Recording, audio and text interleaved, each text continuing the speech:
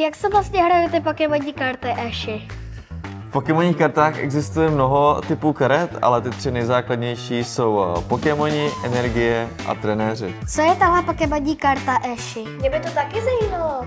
Každá Pokémonní karta má na sobě napsané nějaké parametry, které ji charakterizují. Tady v rohu můžete vidět její typ, tady ten Magikarp je zrovna vodní, hnedka vedle je počet životů, neboli HP, těch má 30. V dalším rohu můžete vidět, jestli se jedná o základní typ Pokémona, nebo každý Pokémon má také nějaký svůj útok, který platíte energiemi, který můžete vidět tady.